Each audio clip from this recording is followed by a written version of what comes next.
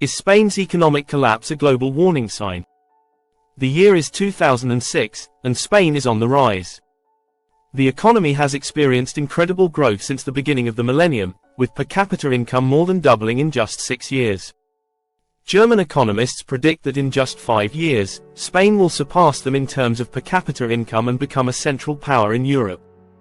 Some regions of the country were reaching full employment, and the government passed laws to make working conditions very comfortable and rewarding. The boom was fueled by a belief in the continued growth of the beautiful country, and everyone wanted to be a part of it. The Eurozone opened up international investments in a common currency, and the best way to own a piece of Spanish success was to own a piece of Spain.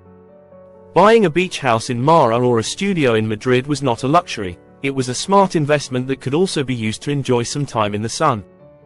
Real estate agents were doing so much business that they became local celebrities, and craftsmen were so in demand to build enough houses to keep up that it wasn't unusual to see a plumber driving a Bentley.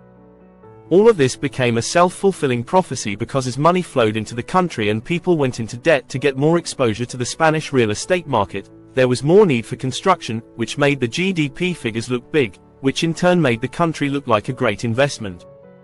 Obviously, it wasn't, and the economic shocks of the global financial crisis and the Eurozone crisis quickly ended the debt-fueled party. Now, almost 2 decades later, the economy is still poorer than it was in 2007. Unemployment remains high, especially among the young. Overall economic activity is stagnant. The country is still grappling with debt, and perhaps worst of all, this slowdown hasn't even made the real estate market that started all this mess more affordable for the common people. Spain is truly one of the scariest economies in the world because while it's easy to look back at the speculative exuberance of the early 2000s and conclude with the benefit of hindsight that it was inevitably doomed to failure, the country in many ways had a less indebted economy at the time compared to many other major nations today. If Spain is a cautionary tale, it's probably worth asking if we've really learned anything from it. So, what drove the rapid growth of the Spanish economy? What really caused the collapse of it all? Why has it remained down for so long? And finally, are there any major economies in the world today that are actually in a more compromised position than Spain was in 2007? As we reflect on Spain's economic roller coaster from exponential growth to sudden recessions, it reminds us of the importance of managing investments wisely. There have been many economic roller coasters in Spain's economic history, from the excessive use of gold during colonization to their exclusion from the US Marshall Plan, to the first liberalization policies. There's much to discuss when talking about Spain and its financial history, but to get to the bottom of the country's current crisis, it would be better to start with its apparent success story that began in the 90s. When the country had a high unemployment rate that wouldn't budge, the Spanish government started making moves to secure a potentially more lucrative spot at the table of progressive globalization. They believed the best way to do this was to join the European Economic Community or EEC. This seed was planted in 1986 and was initially disappointing, as Spain's GDP per capita remained about 72% of the EEC members' average. However, after enduring a global recession in the early 90s, the government successfully managed to curb inflation and allocate a sufficient budget to start a steady decline in unemployment by the mid-decade. Almost simultaneously with these changes, the EEC was integrated into the first pillar of the newly formed European Union in 1993, pushing Spain to be one of the first nations to adopt the euro in 1999. As often happens with most major geopolitical decisions, like changing a nation's currency and joining a global aggregation, this came with a set of costs and benefits. When an economy remains independent from external arbitration, there's a bit of flexibility that comes with it, mainly total monetary sovereignty. If the currency needs to be devalued to boost exports and reduce trade deficits, having a government able to do that on its own can speed up the process before things get out of hand. If they need to control interest rates to manage inflation, debts, or unemployment, they maintain that control within the country itself. Obviously, on the other hand, there are many pros to be gained with a more integrated economic model, especially among countries that share the same continent. Sharing a currency like the euro makes trading with neighbors much easier, simplifying price comparisons and helping individual businesses and their consumers find the best prices. In most cases, a shared currency is a stronger currency, especially compared to the previous Spanish peseta, which was not known for its stability.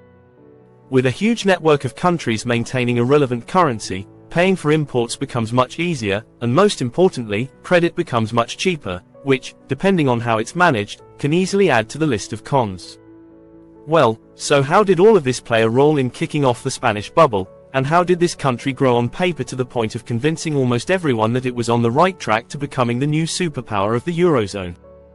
According to most economists, the radical change first started in 1998, just a year before the adoption of the euro, building on an increase in immigration that started the same year.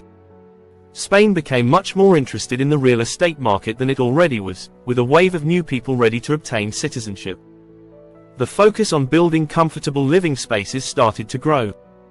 This was seen as a positive development by the Spanish government because construction is a labor-intensive occupation that could keep citizens employed for long periods. Given Spain's worrying history of unemployment, it makes sense why Spain started to theorize that this could be a long-term solution to the stubborn unemployment rates faced in the 20th century. At the peak of the construction boom, you can find historical references of blue-collar traders driving luxury cars because their work was very much in demand. And the fuel on the fire of this boom was the euro.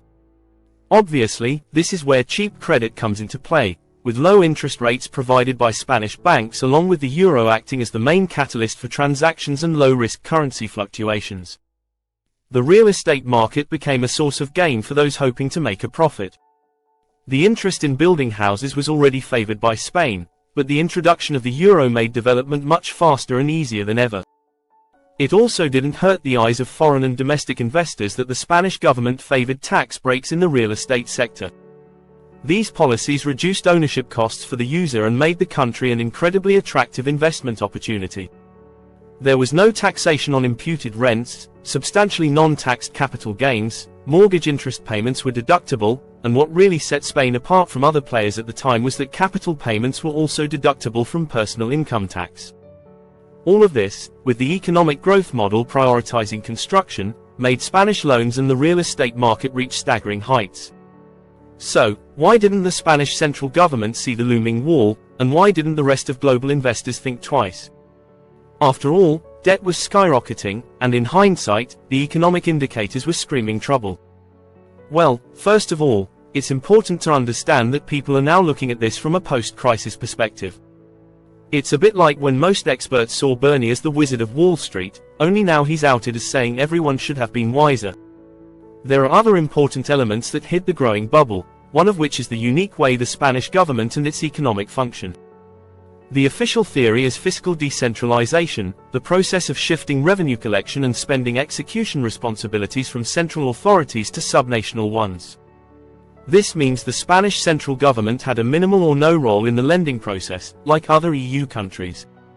In fact, as far as the world was concerned at the time, Spain's debt was incredibly low because most economic data only looks at the central government and doesn't account for provincial government branches. In an attempt to ensure the autonomy of the regions that made up the country, the Spanish government drafted a constitution that promoted administrative division activated at the end of the 70s. The nation is composed of 17 autonomous regions, including the Canary Islands archipelago in the Atlantic Ocean and the Balearic Islands archipelago in the Mediterranean Sea, as well as 2 autonomous cities in North Africa. Naturally, it was clear that construction businesses, investors, and ordinary people who just wanted to buy a house were dealing with all the loans, but it wasn't clear who exactly was taking them. And this is where the whole issue of regional autonomy comes into play for a country like Spain. Much of the tax collection, healthcare costs, and education financing are not handled by the central authority but by the respective autonomous regions. Additionally, before the 2008 crisis, there were about 45 different regional savings banks known as cajas scattered throughout the country. Most of them bet big on the real estate sector with high hopes of making it big. This disconnect is one of many that allowed Spain to actually record a budget surplus when things were smooth, and for a period, the world simply didn't notice. Again, with the joining of the EU, legal barriers to investments from other European countries were also reduced, so it didn't take long before investments from rich countries like Germany, the UK, and France started pouring in. This chain reaction fueled an aggressive construction boom that made the country's economy look grand in scale, which in turn made investors even more excited about the economic growth, pushing them to invest more money, which made the country's economy look even better. At its peak, more than 12.5% of the Spanish workforce was involved in construction. Spain alone managed to create more than half of the new jobs in the European Union, creating more houses than Germany, France, and the UK combined. Credit started to explode, and house prices increased by 71% in just 5 years between 2003 and 2008. And this is where things get really interesting. Spain, in a small way, anticipated the possibility of a fallout after joining the Eurozone. The Spanish central government had a team working 24/7 collaborating with banks to set aside money for potential bad loans when things were good. This was very anomalous in the West before the crisis, and official data indicates they set aside about 35 billion. But here's the problem: it wasn't nearly enough to save the country from what was about to happen, not even close. So, what were the key problems here that really caused all of this to collapse?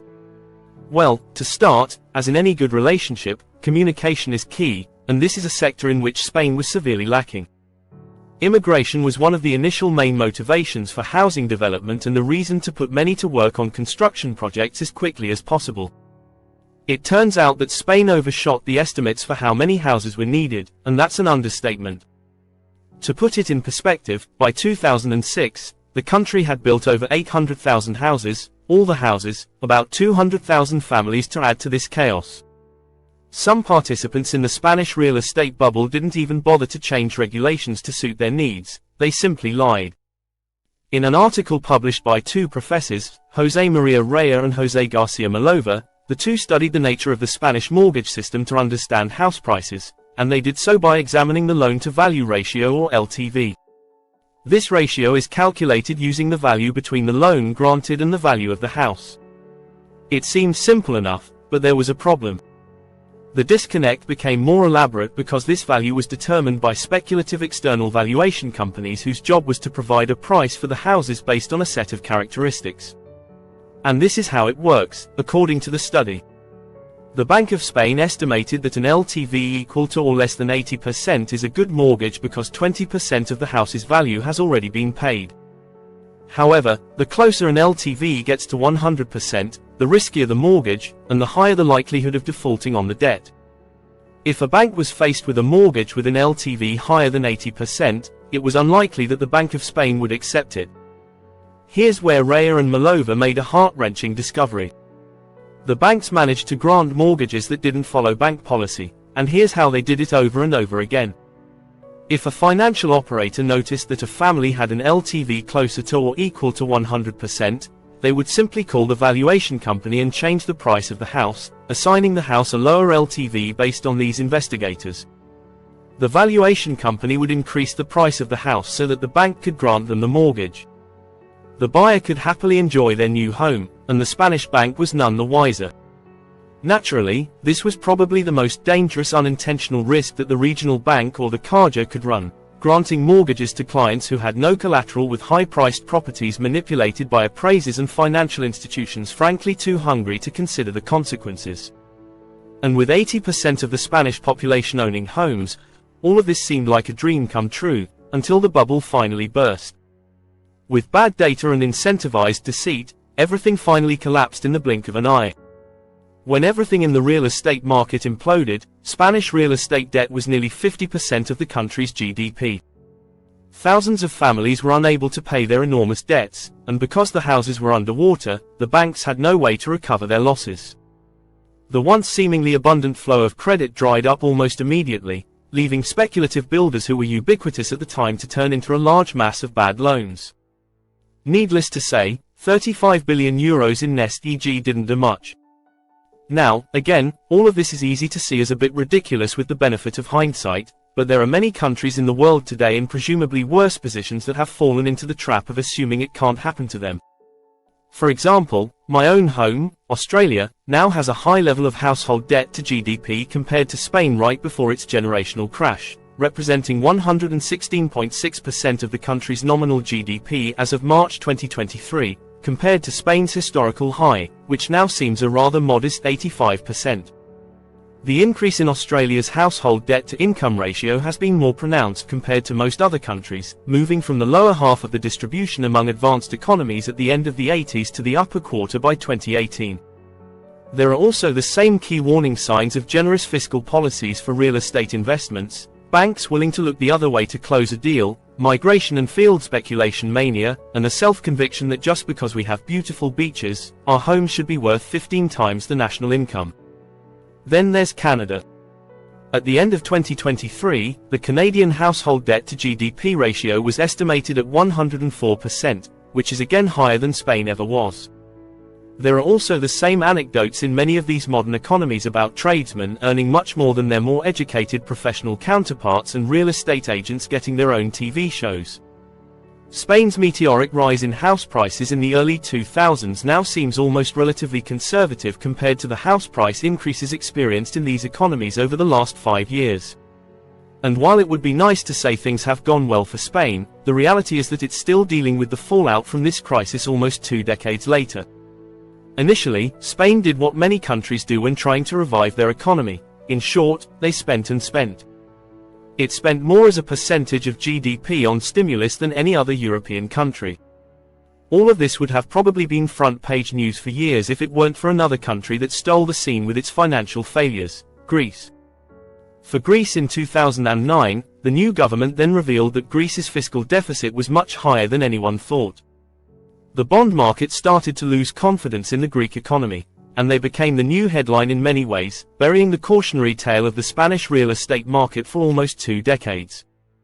Obviously, this didn't suddenly cancel out Spain's deficit problem for Spain itself. Just because the world's eyes turned away from the falling tree doesn't mean the Spanish people weren't still there listening to the sound of the fall. There are a series of serious challenges that the country still faces today. While most Western nations took a hard hit at the beginning of the 2008 housing crisis, the Spanish system was hit particularly hard. And even though it has seen some years of growth, its GDP has not yet recovered to where it was in 2007 when the country was flying high. In the 90s, annual salaries competed with those of France, Germany, and the UK. However, now they are much lower compared to most other developed nations, 29,100 less than what they were experiencing before the crash. With a steady increase in debt and inflation, the average Spaniard is worse off today than 2 decades ago.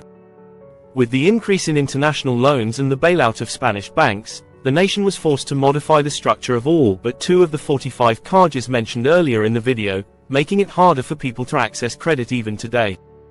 Additionally, its ties to the euro, a once promising move for financial stability, eliminate much of Spain's ability to depreciate exchange rates. This, in tandem with a lower income, has seen what economists call brain drain, the emigration of highly qualified smart people from a particular country, which apparently does not bode well for a nation that requires problem solvers. Even the days of blue-collar workers driving sports cars are fading into memory, as unemployment remains higher than in most other European nations. In April 2024, there was an upward trend. In fact, the statistics can be a bit misleading, as many of those considered employed are only working small jobs to get by with no promise of long-term career opportunities. Obviously, it might be too late for Spain, and the country will have to regrow slowly if it wants to. But for other countries, there is always the opportunity to change these habits, and this is where the message becomes crystal clear. Themes common to other nations are emerging. It's time to look at what Spain really is, at least from an economic perspective. It's more than just a country with a struggling economy, astronomical youth unemployment, low growth, and ironically high housing costs. It's in every sense of the word a warning that an economy cannot unilaterally solve fiscal problems with a sector that takes on enormous amounts of debt, a warning that excitement can eclipse rational judgment, a warning that if a real estate collapse like this can happen in Spain, it can easily happen anywhere else. Easy money is exactly that. Easy money, and it can disappear just as quickly or even faster than it came. Now, Spain's neighbor, Portugal, has experienced a series of similar challenges but is trying to rebuild its economy in a unique way that seems to be working but hasn't been particularly popular. What was your experience with the topic covered in this video? Tell us about it in the comments, we are curious to know. And if you have any doubts or questions, don't hold back. Leave a comment, even just a simple like would be perfect, but most importantly, subscribe to the channel to stay informed about upcoming releases.